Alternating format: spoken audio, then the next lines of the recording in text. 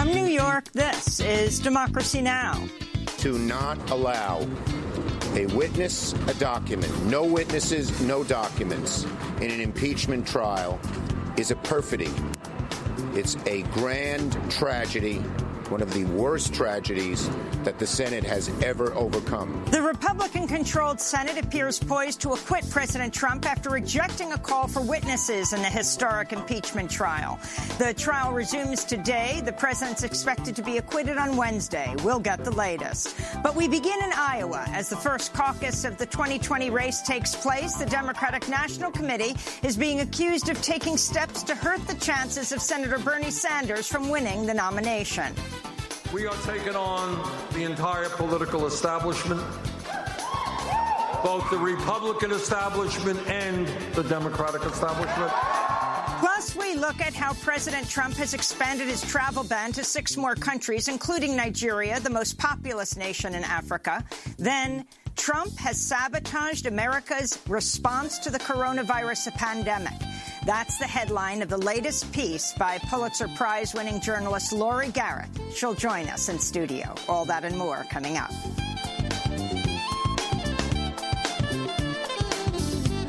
Welcome to Democracy Now!, democracynow.org, The War and Peace Report. I'm Amy Goodman. House impeachment managers and President Trump's defense team are giving closing arguments in his historic impeachment trial today as the Senate appears set to acquit President Trump later this week. The Republican-controlled body quashed the Democratic effort to call witnesses and introduce new evidence in the trial in a 51-49 vote Friday. Senators Mitt Romney of Utah and Susan Collins of Maine were the only 2 Republicans who voted in favor of calling witnesses. The Senate will hold a final vote on the 2 articles of impeachment Wednesday. Democrats slammed their Republican counterparts following Friday's vote. This is Senate Minority Leader Chuck Schumer. To not allow a witness, a document, no witnesses, no documents in an impeachment trial is a perfidy. It's a grand tragedy, one of the worst tragedies that the Senate has ever overcome. America will remember this day, unfortunately, where the Senate did not live up to its responsibilities, where the Senate turned away from truth and went along with a sham trial. Voting in the 2020 presidential election kicks off today with the Iowa caucuses. Candidates spent the weekend making last-minute appeals to voters in what appears to be a tight race. This is Vermont Senator Bernie Sanders addressing his supporters on Sunday. We are taking on the entire political establishment, both the Republican establishment and the Democratic establishment.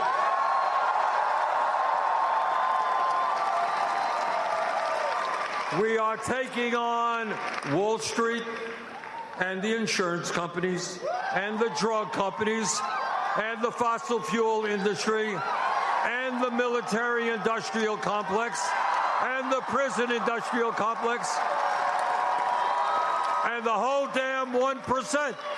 In more news about the 2020 elections, the Democratic National Committee is coming under fire after overhauling debate requirements to eliminate the need for candidates to obtain a significant number of small donations, allowing billionaire Mike Bloomberg to take part in upcoming debates, even though he does not have widespread grassroots support.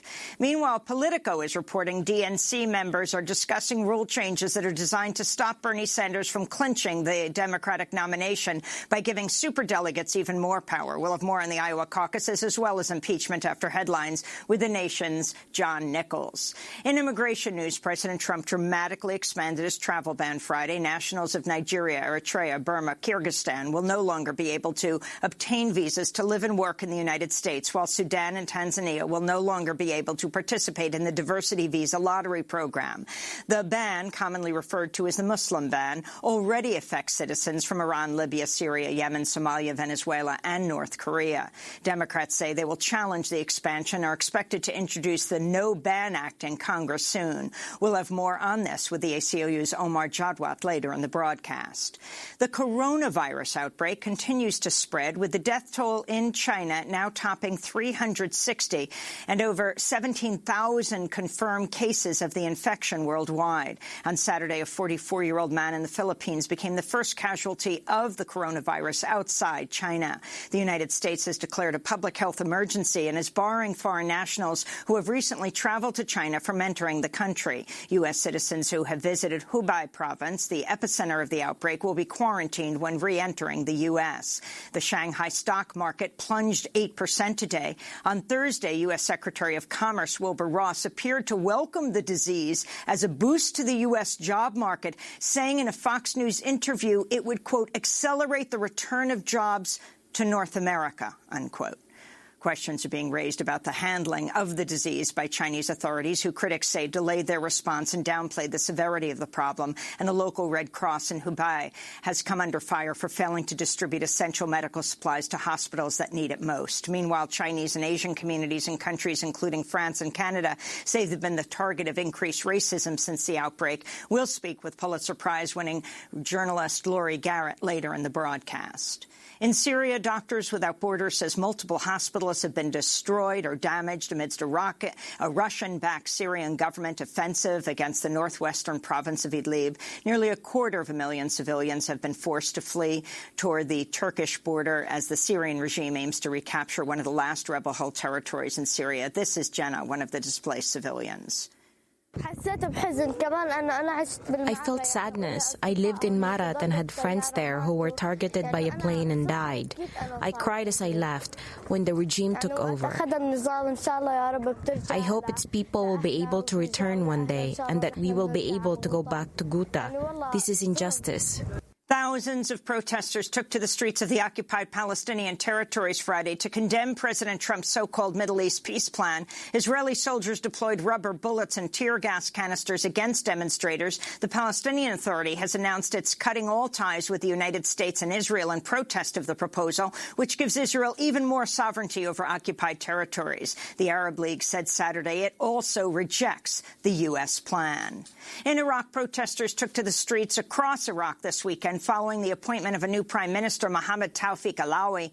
In November, massive anti-government demonstrations ousted the former Iraqi Prime Minister, Adel Abdel-Mahdi.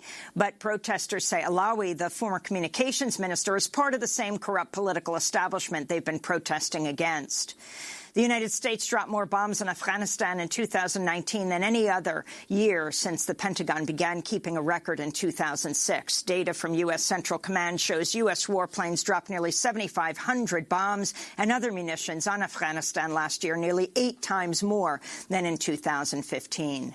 In Nicaragua, 6 indigenous environmental leaders were assassinated last week after a group of at least 80 armed men raided the Bosawas Biosphere Reserve, the second largest rainforest in the Americas after the Amazon. The attack is believed to be linked to raging land disputes between the local indigenous community and illegal loggers and miners who seek to exploit fertile land, timber, and gold. Another 10 indigenous leaders were also kidnapped during the violent raid. In Mexico, a second man linked to a monarch butterfly sanctuary in Michoacan has been assassinated. Raul Hernandez Romero's death comes just days after another slain conservationist body was discovered. Authorities are investigating the deaths and whether the men were targeted for their environmental activism. Friends and family of leading monarch conservationist Homero Gomez Gonzalez, whose body was found last week, attended his funeral on Friday. In Australia, dozens of koalas have been killed or injured at a timber plantation in the southeastern state of Victoria, where environmentalists say they were bulldozed in order to harvest the blue gum trees, a vital koala habitat. Australia's record-breaking bushfires have already killed tens of thousands of koalas and an estimated 1 billion animals since September. And in New York City, organizers say some 45 people were arrested Friday night after at least 1,000 New Yorkers took part in a protest calling out the policing and high cost of public transportation. The protest, which was met with a heavy police presence, was the third of its kind in recent months, following the announcement of a plan to add 500 police officers to subway stations around the city to clamp down on fare evasion. MTA data shows black and brown people are the most targeted by fare evasion policing. The city recently introduced a new reduced fare program known as Fair Fare, but critics say the cost is still prohibitive to many low-income New Yorkers. This is Mars, an activist with Decolonize This Place, one of the groups organizing the demonstrations. People keep telling us to be civilized, to call your representative, your senators. But what we understand is that law isn't justice. And what we're asking for, again, is very simple. We want freeze transit, not a fair fare. What is this fair fare idea? If someone can't pay $275, what makes you think they could pay half the price? We asked for free fare, not fair fare. And I think that that's just a way for them to co-opt and silence movements, to give a select few benefits without giving it to all. And those are some of the headlines. This is Democracy Now!, democracynow.org, The War and Peace Report. I'm Amy Goodman. We begin with the Iowa caucuses, the official start of the 2020 presidential election season. Candidates spent the weekend making last-minute pitches to voters. On Saturday, Senator Bernie Sanders addressed 3,000 people at a rally in Cedar Rapids, in one of the largest rallies of the election season in Iowa. We are taking on the entire political establishment, both the Republican establishment and the Democratic establishment.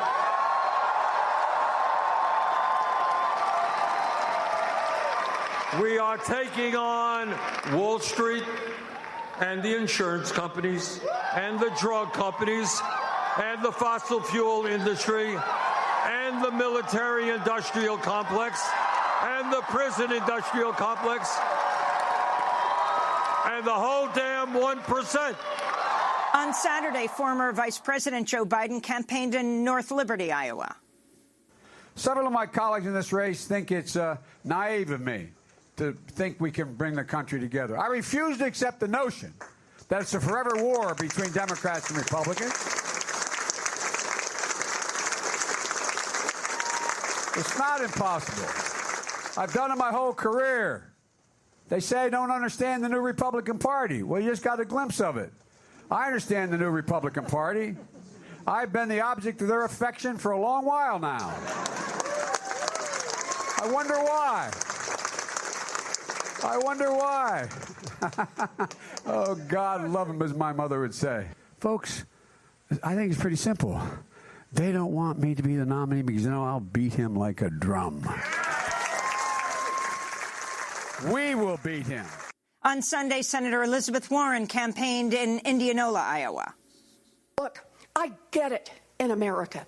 There are rich people, there are people who aren't rich. And rich people, they may own more shoes, they may own more cars, they may own more houses, but they're not supposed to own a bigger piece of our democracy.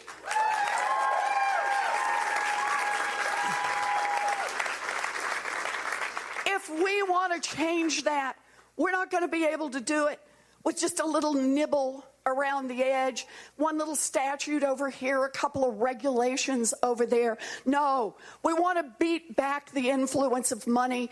We want to save our democracy. We want to save our country.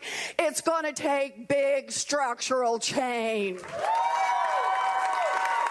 I got a plan for that. In more news about the 2020 elections, the Democratic National Committee is coming under fire after overhauling debate requirements to eliminate the need for candidates to obtain a significant number of small donations, allowing billionaire Mike Bloomberg to take part in upcoming debates.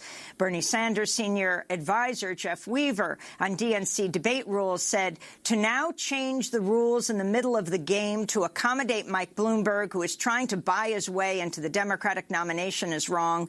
That's the definition of a rigged system, Weaver said. This comes as fear is growing among some Democrats that Bernie Sanders might win the nomination. Politico reports a small group of DNC members have begun discussing a proposal to increase the role of superdelegates to give the party establishment more say in who becomes the nominee. We go now to Des Moines, Iowa, where we're joined by John Nichols, the nation's national affairs correspondent, host of the podcast Next Left. He's on the ground covering the Iowa caucus, just wrote the piece, The DNC's Move to Accommodate Bloomberg Stirs Outrage in Iowa.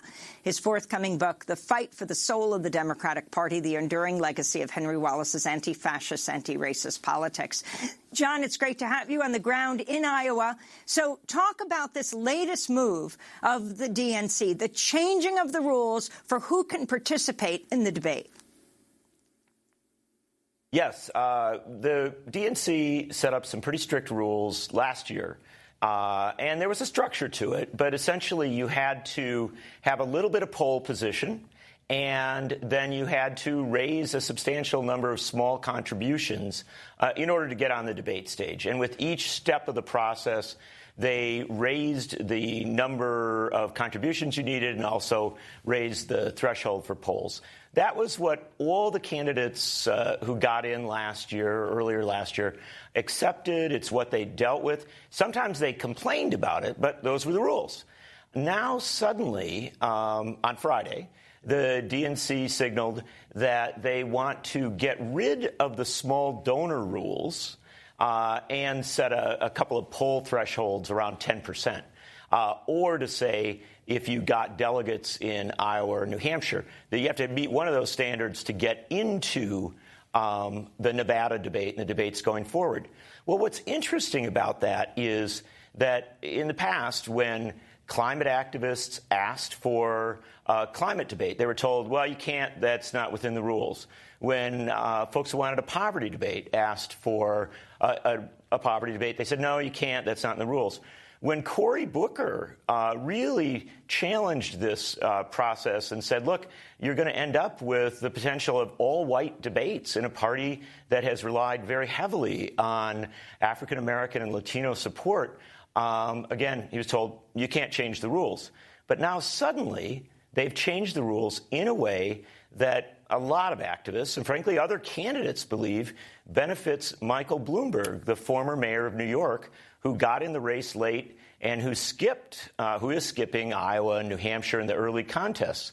And there's a tremendous amount of frustration with this because to an awful lot of folks, it looks like the rules are being changed to accommodate a billionaire, especially at a point when one candidate, Bernie Sanders, who's been campaigning against the billionaire class, seems to be rising. I want to turn to Oscar-winning filmmaker, activist Michael Moore, speaking at a Bernie Sanders rally Friday night. The fact that I'd have to wake up this morning and realize that we have to fight the corporate Democrats, the 1% of the Democratic Party who are thoroughly that Bernie Sanders is now number one, that Bernie Sanders might win this primary season, that Bernie Sanders might be the next president of the United States. They're so upset. They're like asking each other, how the hell did this happen? Bernie wasn't supposed to win. And so today they announced in this Hail Mary pass of theirs to try to undo the people's movement. They are removing the rule to be on the debate stage where it says you have to have so many people donating to you. Otherwise, instead of 27 people on the stage, there'd be 227 people on the stage. So you had to have a certain number of Americans that would give you a buck. That's all the rules said. But they would to show that there's support. And that's how they determined who would be on that debate stage. Today, they removed that rule because Mike Bloomberg, the billionaire, the Republican mayor of New York City,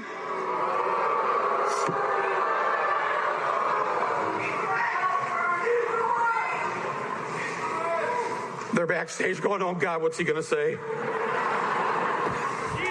They removed it so that he could be in the next debate.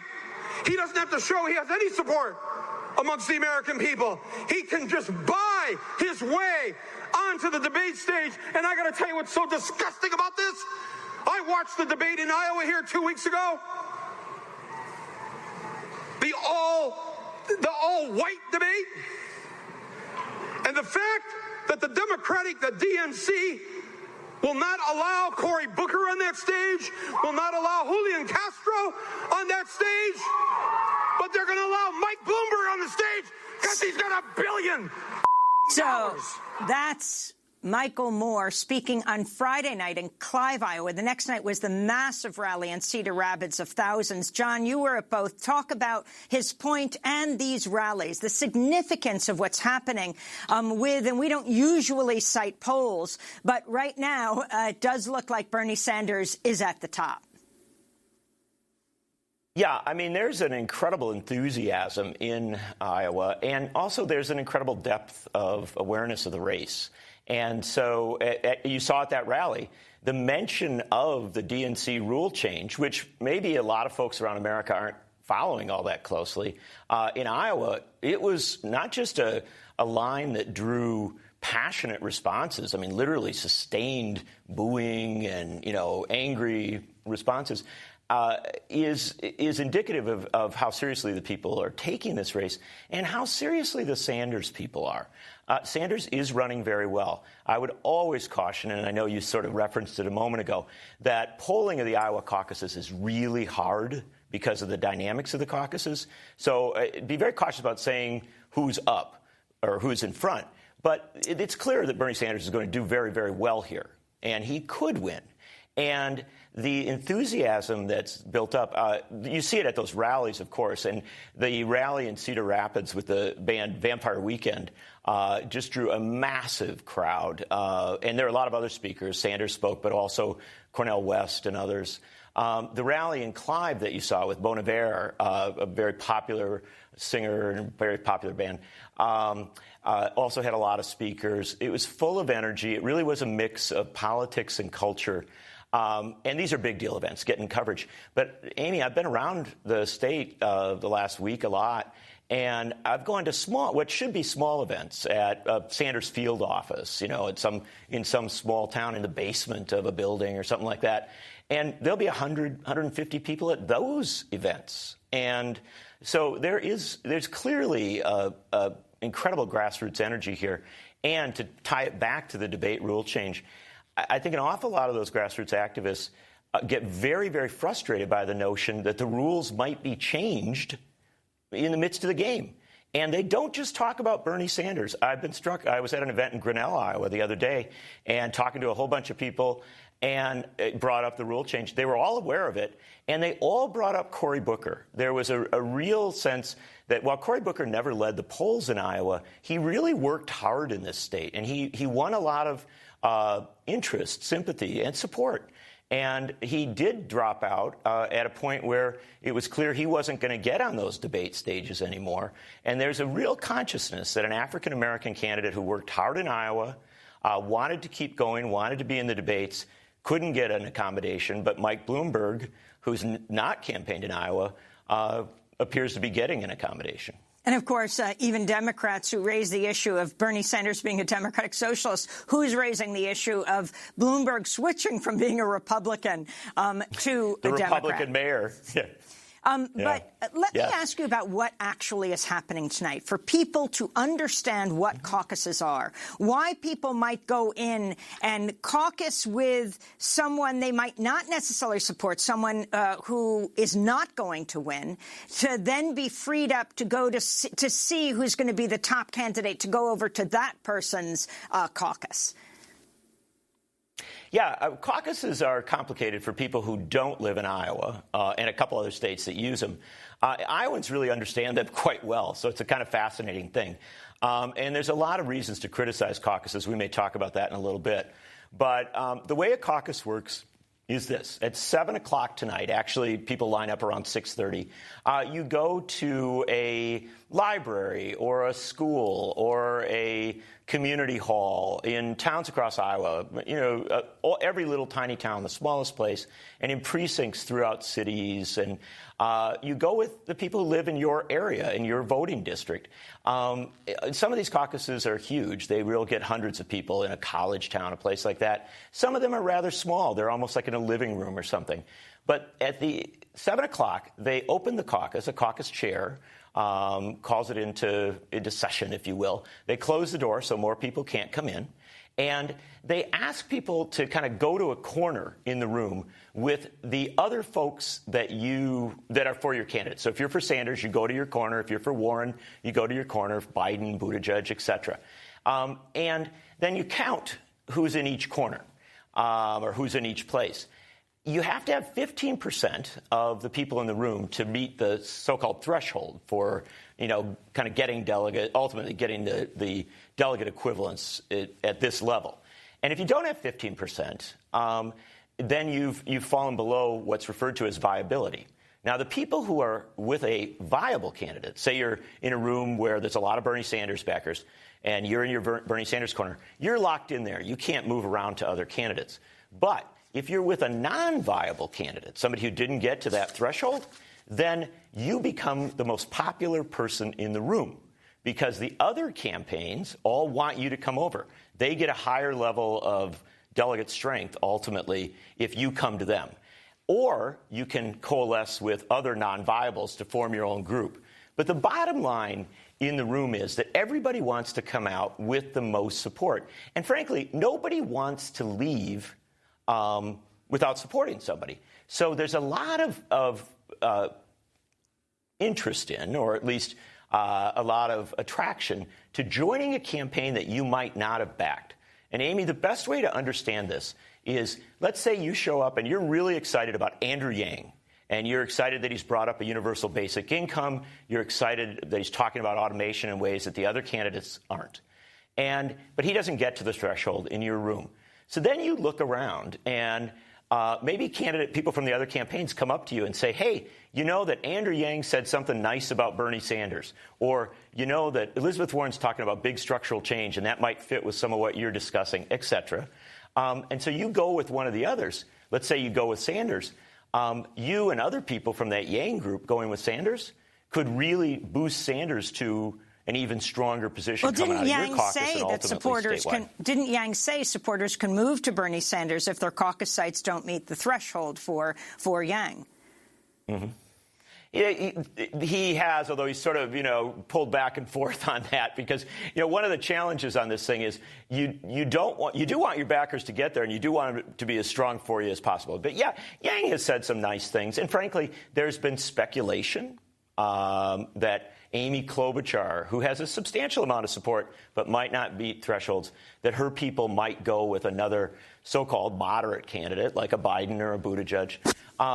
And so all of the campaigns have trained their caucus leaders to work that angle, to work really, really hard. And to give you a sense of how much this has moved up the political ladder, yesterday I was with Elizabeth Warren at an event in Ames, and she opened up with a very long soliloquy about how much she liked the other candidates and how much she had learned from them and how much they had contributed. And the telegraphing there was, if you show up at a caucus and maybe your candidate's not doing very well, Elizabeth Warren really likes your candidate, or really is sympathetic and will listen. That was a very smart thing for Elizabeth Warren to do, and you're hearing it from other candidates as well. They really do want to kind of pull these folks together, at least in the caucus. Very quickly, John, could there be multiple winners tonight?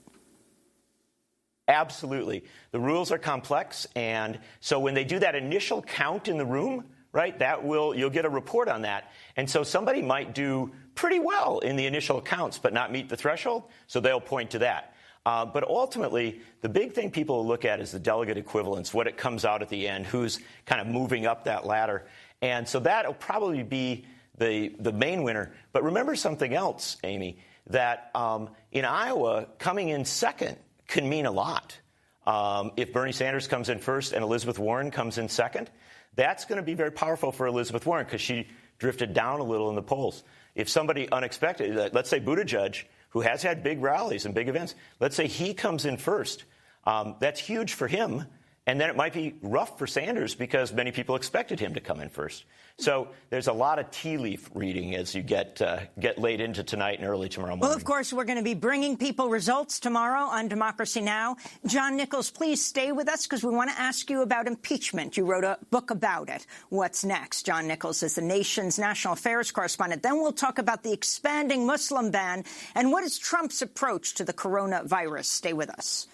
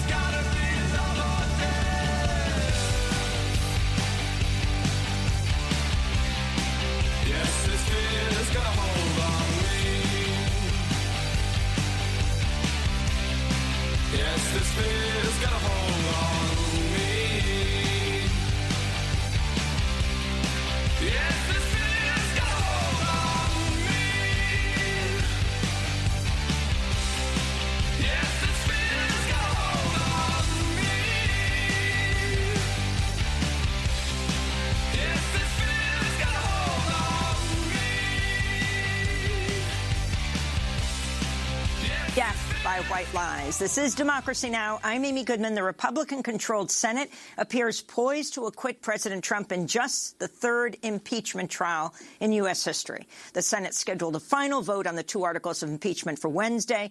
On Friday, the Senate voted 51-49 against calling witnesses to be in the Senate trial. Just two Republican senators supported calling for witnesses and collecting new evidence, Senator Mitt Romney of Utah and Susan Collins of Maine. Prior to the vote, President Trump's personal lawyer, Jay Sekulow, said there was no need to call witnesses. So this idea that they haven't had witnesses, that's the smokescreen. You've heard from a lot of witnesses. The problem with the case, the problem with their position is, even with all of those witnesses, it doesn't prove up an impeachable offense. The articles fail. The record that the managers told us was overwhelming and complete. Mr. Schiff went through every sentence of the articles of impeachment just a few days ago and said, proved, proved, proved. The problem is what it prove is not an impeachable offense. After the vote on witnesses, Senate Minority Leader Chuck Schumer said the Senate did not live up to its responsibilities. To not allow a witness, a document, no witnesses, no documents in an impeachment trial is a perfidy. It's a grand tragedy. One of the worst tragedies that the Senate has ever overcome. America will remember this day, unfortunately, where the Senate did not live up to its responsibilities, where the Senate turned away from truth and went along with a sham trial. The Senate trial will resume today at 11 a.m. Eastern for 4 hours of arguments. The final vote is scheduled for 4 p.m. on Wednesday, a day after President Trump gives his State of the Union address. Democracy Now! Will be live streaming at democracynow.org, the Senate impeachment trial. Still with us, John Nichols of The Nation, author of many books, including The Genius of Impeachment, The Founder's Cure for Royalism. John, respond to the latest. So the vote has taken place. You even had Lamar Alexander, who supposedly was on the fence, the Republican from Tennessee. He said that he thought the House managers did prove their case. He just felt that this was not the way to remove the president. The election is. Talk about this and what's about to happen, and if you could see anything unpredictable taking place. I am not expecting a lot of unpredictable developments today. Obviously, what we're looking for in these speeches might be an indication from the two Republicans who voted for hearing witnesses of what they're thinking. You also want to look at a couple of Democrats who might split their vote on impeachment, vote for one article, vote against another because they come from more conservative states. There are some twists and turns in there that might arise. But at the end of the day, we, by all accounts, appear to be heading toward a Senate vote to acquit Donald Trump. And it will probably be quite overwhelming in the context of the thing because the Republicans will hold together. We've learned a lot from this. We've learned that the Republican Party has really become pretty much a pure reflection of Donald Trump. There's a little bit of dissent, you mentioned it, but it's not what we had in, say, the Watergate days, for instance. And this is a big deal because impeachment is supposed to be this, in my opinion, wonderful tool that allows us to hold presidents account in the midst of their terms. And it's clearly undermined when you have such a high level of partisanship that the chamber that's supposed to try the impeached president really effectively won't do so. The other thing, though, is that I always remind people that don't look for too many unpredictable things in the next day or so, but do understand that impeachment has multiple meanings and multiple layers. And while we have never, ever had a president convicted at trial in an impeachment trial, we have often had presidents who are held to account by popular opinion, by elections, not their own elections. Trump will be the first to run for re-election as an impeached president. And also by history. And so I don't think this story is done by any means. But I do think that the formal structures of it will be done in a few days. And I encourage people to keep watching it and paying close attention, because this is really an exercise of the people's constitutional authority, even if some of their politicians may thwart it. John, it's interesting that you're watching the impeachment from the beginning of the elections, right? The first caucus state, and that is Iowa. Your piece was headlined, "Donald Trump's defense would make the president a king." Explain. Sure. I was really, really troubled by a lot of the arguments made by the president's defense team. Not the kind of over-the-top things you might hear from a Ken Starr or an Alan Dershowitz, but the arguments made by, the more suit-and-tie, formal, lawyerly members of the team.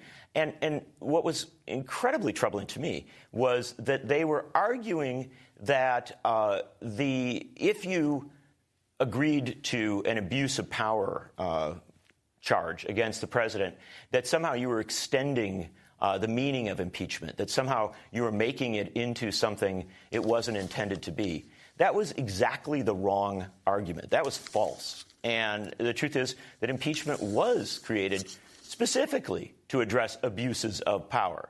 They were also suggesting that somehow the authority to impeach, the power to do so, didn't really rest fully with the House. Yeah, the House could do it, but they really should be going to the courts and doing other things. Again, that's not how this has been understood historically. And so what was troubling to me was that they were arguing for a new definition of impeachment that essentially makes impeachment impossible.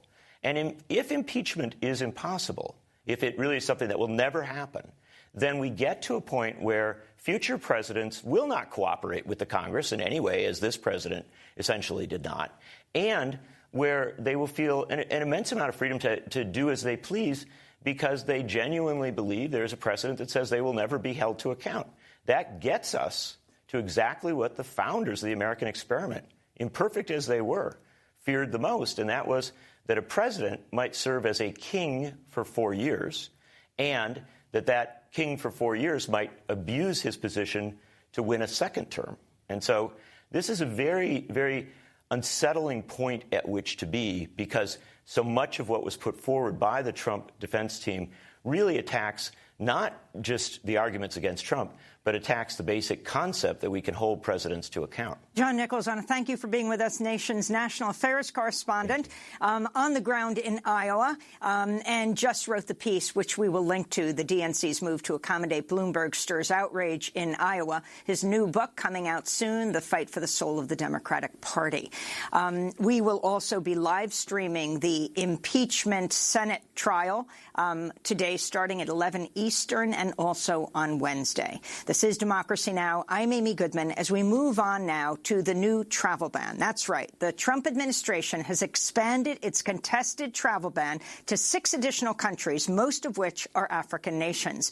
Under the new restrictions, nationals of Nigeria, Eritrea, Burma, Kyrgyzstan will no longer be able to obtain visas to live and work in the U.S., while nationals of Sudan and Tanzania will no longer be able to participate in the diversity visa lottery. The ban, commonly referred to as the Muslim ban, already affects citizens from Iran, Libya, Syria, Yemen, Somalia, Venezuela, and North Korea. The expansion is expected to affect more than 350 million people. Democrats say they will challenge the new ban and are expected to introduce the No Ban Act in Congress soon. The latest travel ban takes effect February 22nd. For more, we're joined by Omar Jadwat, the director of ACLU's Immigrant Rights Project. The ACLU has been challenging the Trump administration's Muslim ban since the first ban was announced in January 2017. The ACLU won rulings against all 3 prior versions of the ban, blocking it until the Supreme Court allowed it to go into effect. They're still litigating against it today. The Fight, a Sundance Film Festival film, is also chronicles the fight of the ACLU around the travel ban. Omar, it's great to have you with us. Thanks so much for joining us. Explain what the Trump administration just laid out, as people are hardly paying attention between the impeachment, between the Iowa caucuses. What's just happened? So essentially what's happened is they've taken the Muslim ban. They've doubled down on that Muslim ban by extending it further, right? Remember, this was supposed to be a temporary measure. Even when he promised the Muslim ban, it was supposed to be until they figured out what the hell was going on. Well, they still haven't figured it out 3 years later, right? So we have that original Muslim ban continuing, and we've essentially added on top of it a ban on Africans. A quarter of the people who live on the African continent are now live in countries that are now subject to the expanded ban. And so what we see here is the president going... Wait, say that again. A quarter of the African continent, of the population of Africa, will now be under... live in a country where they're going to be affected in one way or another by the ban. And so, you know, and remember, President Trump, we've all recalled the things he said about Muslims in the election campaign. And we all recall what he said about Africa, African countries, right. those, Nigerians, I won't say right? it, S-hole who are countries. The biggest group affected by the expansion of the ban. He said would never go back to their huts if we allowed them to come to the United States, right? And so we just see him going from one prejudice to another, from one racist version of this ban to an expanded racist version of this ban. And that's where we are today. So how does it affect countries and people who have already received visas? So people who have a visa right now are kind of grandfathered in. They can use that visa. But it affects going forward people who may have been in the process of waiting in line for visas for years, right? So you have people, and we've seen this with the existing ban, people who have family members, people in the United States who have family members abroad, spouses, fiancés, brothers, sisters, grandmas, who can't come, even though they qualify entirely for visas under the law. So let's take a country like Burma. You have the International Court of Justice that has just ordered Burma to take all measures within its power to protect Rohingya Muslims from genocide. The court issued the ruling last week, the week before, calling the 600,000 Rohingya remaining in Burma extremely vulnerable to military violence. Now, no one from Burma can seek political asylum in the United States? Well, if they manage to get here, they can seek asylum. But, of course, the way many people come to seek asylum in the United States is they come on a visa and then they seek asylum. So parts of that route will no longer be available to people from Burma. But, again, I mean, if you look at the numbers and you look at the way that this ban has currently shaped, it's very much a reflection of the president's prejudice, specifically against Muslims and Africans. Nigeria has the 6th largest Christian population in the world. It also has the 5th largest Muslim population. So how is the ACLU, how is this being dealt with? Right. So we have an ongoing case against the ban as it stood, or as it continues to stand, the core of the ban that's been in place for 3 years now. And so we are continuing. We actually just had an argument in that case last week. Even though the Supreme Court obviously dealt us a significant setback when it allowed the ban to move forward, that case is still ongoing, and we will continue to litigate that case vigorously. And it's our view that at the end of the day, we will be able to establish that, notwithstanding everything that's happened to date, notwithstanding the fact that we've had to live under this ban for years, that we will show at the end of the day that it's unconstitutional. Explain the Trump administration's rationale here. Well, their rationale is that these countries, they say, do not share enough information with the United States so that we can vet their citizens when they come. And before the first ban came into place, sure, there were countries where we vetted people more strongly because we didn't necessarily think the country sent enough information. But we did the vetting, and we never had these per-country bans on this kind of a basis, right? And it's clear that the ban, this whole rationale was reverse-engineered to fit what the president wanted to do, right? As Rudy Giuliani said, Muslim ban, let me tell you how to do it legally, right? And so he said he wanted a ban. They came up with this basis, and now they're using that same basis to expand it and go after other groups. Omar, can you explain the No Ban Act in Congress? Sure. So the No Ban Act would really restrict the ability of this president or any other president to use the power that he's relying on in the law to go after groups of people. And so it's an important reform to our immigration laws because the way that the Supreme Court understood the law is giving the president great power to basically enact whatever he thinks the restrictions ought to be on people who can come to the country.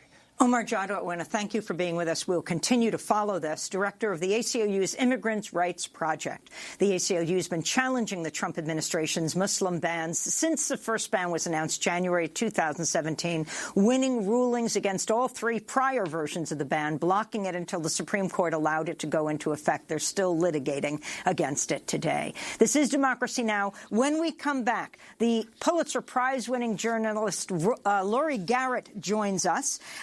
She has written a new piece about the coronavirus. Stay with us.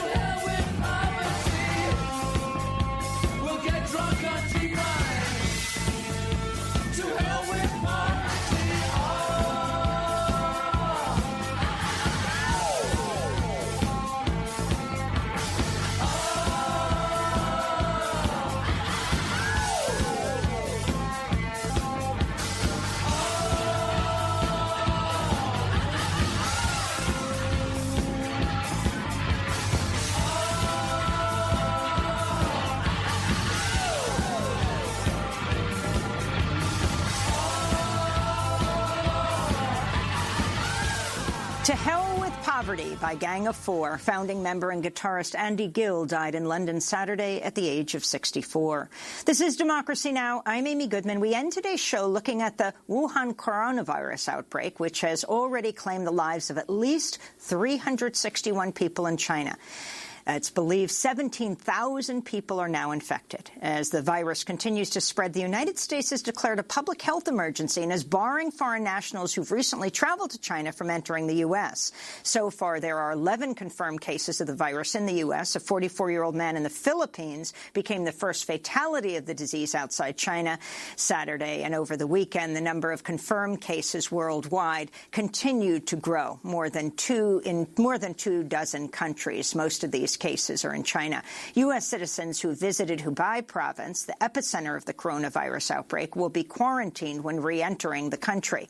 Questions are being raised about the handling of the disease by Chinese authorities, who critics say delayed their response and downplayed the severity of the problem. The local Red Cross in Hubei has also come under fire for failing to distribute essential medical supplies to hospitals which need it most. Meanwhile, Chinese and Asian countries and communities and countries, including France and Canada, have become the target of increased racism, they say, because of the outbreak. For more, we're joined by Pulitzer Prize-winning journalist Laurie Garrett, author of several books, including Ebola, Story of an Outbreak, and the Coming Plague, Newly Emerging Diseases in a World Out of Balance, and Betrayal of Trust, The Collapse of Global Public Health. Her latest piece for Foreign Policy is headlined, Trump has sabotaged America's response to the coronavirus pandemic. Welcome back to Democracy Now!, Laurie. It's great to have you with us.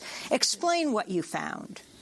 Well, the Trump administration, from the moment it came in, wanted to disband programs that were signature programs of the Obama administration. One of them had to do with global health security in response to the 2014 Ebola epidemic in West Africa, which, as you know, was a very deadly outcome and involved 3 countries. The United States played a big role, including having our military on site in Liberia in support. And the Trump administration pretty much disbanded the entire program, got rid of the National Security Council's Special Pandemic Response Unit, got rid of the equivalent in the Department of Homeland Security, cut the budget of the Centers for Disease Control, and, you know, we can go down a huge list. Even a program that is specifically aiming at protecting you and me, citizens inside the country, by beefing up the hospital capacities and training of local healthcare workers and public health leaders is running out of money and will be officially shut down in May unless something happens. And Congress has refused to even look at it. McConnell has never allowed it to even come up for a vote.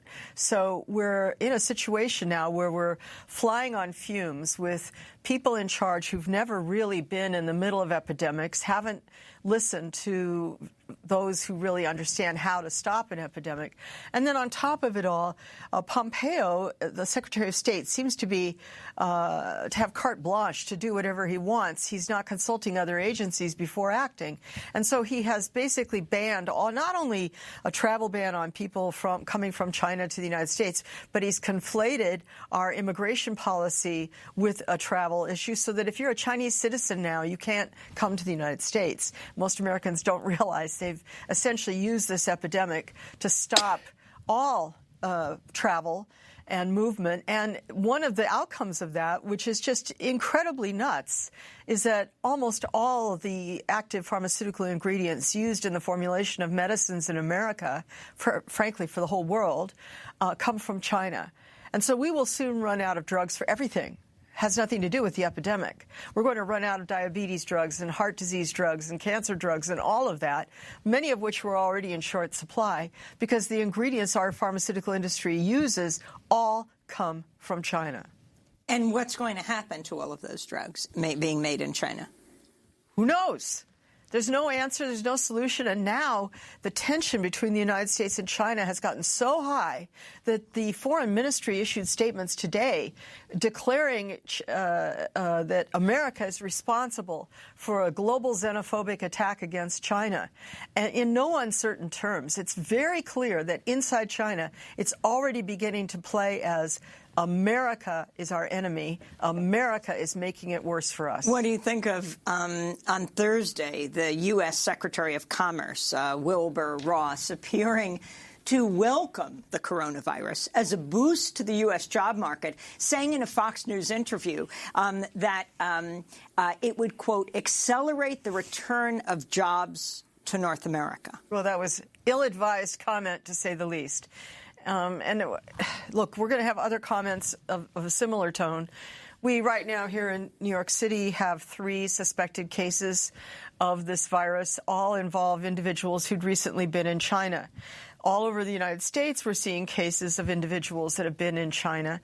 And many of them are ethnic Chinese, so you may feed a kind of racial response, a kind of xenophobia that is always in America, just, this close to the surface. Give it a little scratch and boom, out comes the racism. So I think we're in very dangerous territory right now where we need not only infrastructure guidance, but moral guidance in how to respond to a frightening epidemic. Apparently, as part of the restrictions now in the U.S., some flights are being rerouted to specific airports where passengers receive advanced health screenings. Yes, this is a playbook that follows what happened in 2009 with the H1N1 swine flu. When it went global, everybody goes to shutting down their airports as if that matters, as if that works. One of the things that's really a problem with this virus that wasn't with SARS, even though they're very, very close genetically, it's a crucial biological difference. The SARS virus from what year was that? 2003. And I was in the middle of that epidemic in China throughout, so I know what I'm speaking of.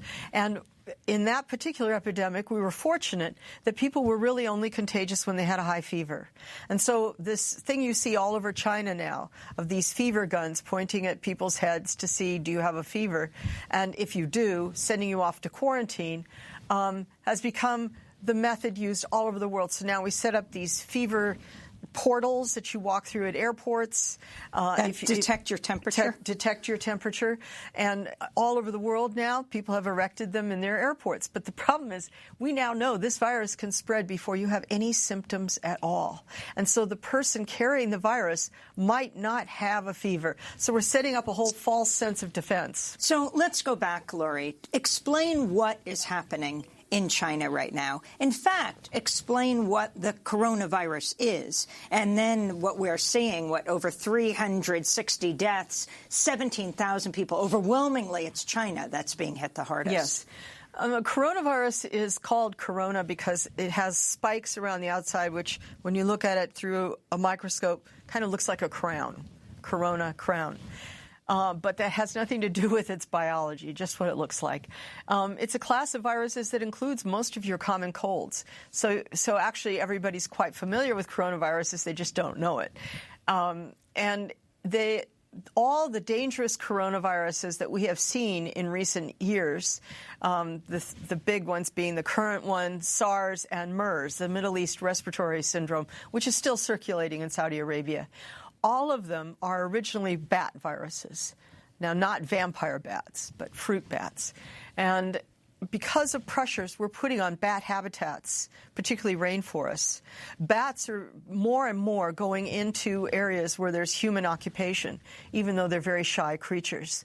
Somewhere in the chain of wildlife hunting and transport and then sale of live animals in wet markets in China, bats come in contact with some other intermediary species. In the case of Saudi Arabia, it's camels. In the case of SARS, it was the civet, which is eaten in winter, ironically to ward off respiratory infections, and it was the carrier that transmitted to humans. And in the case of this disease, we don't yet know what species in the wet market was the intermediary animal, which is very scary because it means that species still in sale and circulation elsewhere in Asia may be spreading the virus to human beings. Meanwhile, once it's jumped to human beings, what we're looking at is a virus that causes really severe pneumonia. That's your top dangerous symptom. And we don't have any treatment for it except to put you on oxygen intensive care treatment to help you fight your own pneumonia. Since it's a viral pneumonia, of course, antibiotics cannot be used, should not be used. What about a vaccine? There is no vaccine. We don't have a vaccine for any of the coronaviruses. And there is a lot of evidence that as people are infected for a while, they make antibodies against the virus. They do manage to eventually clear it in most cases, but the antibodies are not lasting. So they don't remain immune over time, which bodes ill for developing an effective vaccine. So what's happening with people? How did China deal with it? How are they dealing with it? What's happening in Wuhan? The way China has responded is to draw on its 2003 SARS playbook and the similarities are just enormous from what I saw with SARS, because SARS started in November 2002, wasn't really detected until cases fled across the border into Hong Kong. And suddenly Hong Kong's hospitals were being filled with these mysterious cases. But China was denying that it was a mainland China problem, denying that it had gone beyond the original outbreak zone down in Guangzhou and Shenzhen, and covered up the existence of the virus in Beijing, where it was being handled secretly by the military and cases were being put in military hospitals. When they finally had to admit, yes, we have a problem, people fled, and I was there as an eyewitness. They fled by the tens of thousands from Beijing by every means possible. And overnight, it was an all-nation epidemic. So the only way to control it was to say everybody gets a fever check at every highway point, every entry to every public building, and so on. And they're now just replicating the same thing, building instant hospitals, barricades, blocking off cities, blocking off transport. In part two, we'll post at democracynow.org what people can do about it. Pulitzer Prize-winning science journalist Laurie Garrett. I'm Amy Goodman. Thanks so much for joining us.